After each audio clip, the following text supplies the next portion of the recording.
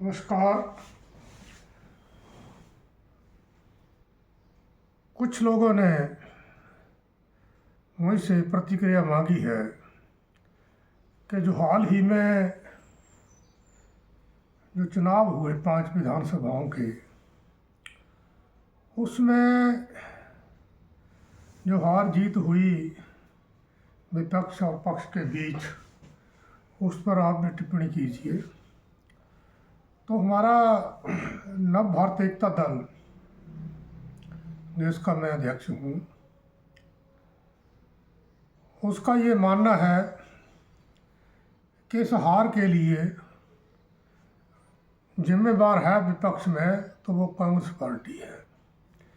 क्योंकि कांग्रेस पार्टी को जब भी थोड़ा सा लगता है कि हमें जनता विकल्प के तौर पर देख रही है और जनता के पास और कोई विकल्प पुख्ता है नहीं, तो उनमें एक अहंकार एकदम आ जाता है।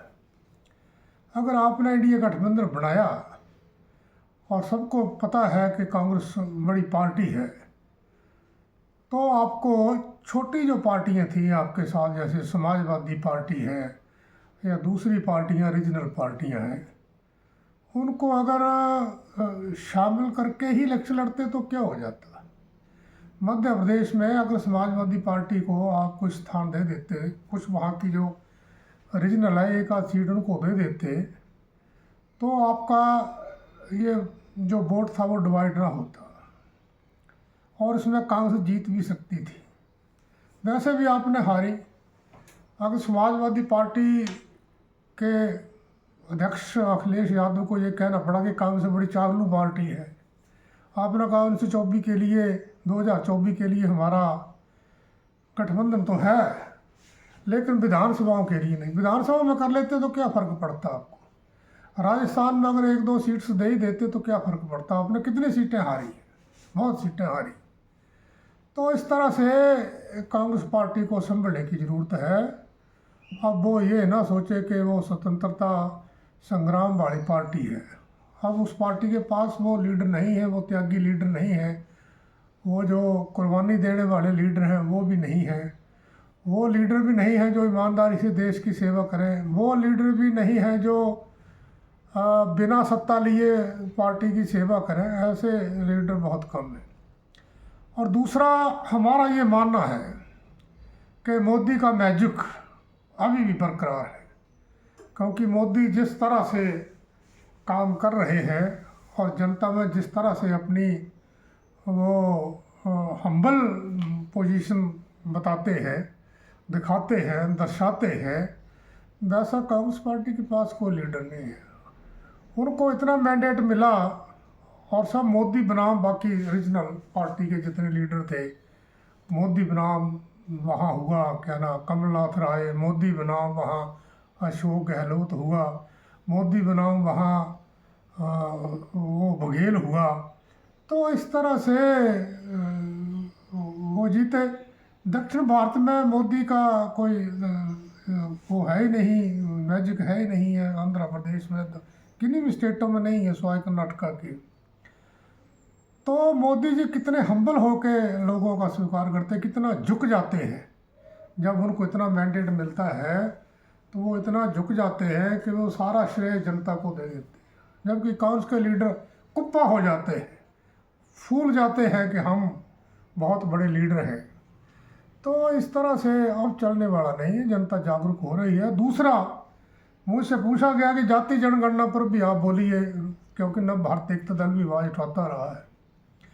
ये ठीक है कि ओबीसी के जो लोग हैं, दलित लोग हैं, उनके अलग अलग लीडरशिप है। मायावती अपनी वजह से मजबूर है, उन्होंने कोई सपोर्ट नहीं किया। इसी तरह पिछड़े जो वर्गों के नेता हैं वो बेचारे फंसे हुए हैं कहीं ना कहीं ईडी के शिकंजे में या दूसरे जो जांच एजेंसी हैं उनके शिकंजे में। तो इसलिए वो खुल कर आते नहीं हैं, सामने बोलना नहीं चाहते। लेकिन अगर कांग्रेस को ये लड़ाई लड़नी है ओबीसी एससी की, तो ये लोग बड़े अभी तक सोए हुए लोग हैं, इनको जगाना पड़ेगा, थोड़ी मेहनत करनी पड़ेगी, 5-10 साल लगेंगे। उसके बाद जाके हो सकता है आपको परिणाम मिले। लेकिन एक बात मैं ज़रूर कहूँगा कि बीपी सिंह ने ओबीसी का कार्ड खेला, बुरी तरह मार खाई। जिन्होंने भी ओबीसी एससी के हक में बड़ी आवाज़ बुलंद की है, उन लोगों को ओबीसी और एससी के लोगों ने खुले लाइन लगा दिया है। 140 थे जब मंडल लागू हुआ, 40 रह गए। इसी तरह कांग्रेस ने अब जो कार्ड खेला कि ओबीसी को इतने कम मिले हैं, उन्होंने सोचा कि ओबीसी के लोग जाग जाएंगे, ये नहीं जागते। तो इस तरह से अब इनको जगाने की ज़रूरत है, काम करने की ज़रूरत है, निस्वार्थ काम करने की ज़रूरत है। ये लोग बड़ी सनातन धर्म के प्रति बड़ी इनकी आस्था है। जितनी आस्था पिछड़े और दलित लोगों की है, इतनी आस्था स्वर्ण जातियों की नहीं रही है सनातन धर्म के प्रति। तो इस तरह से संभल के चले कांग्रेस और सबको साथ ले, छोटी पार्टियों को भी साथ ले। जो पार्टी उनको सपोर्ट करना चाहती है उनको भी ऐसे ही इग्नोर ना करें।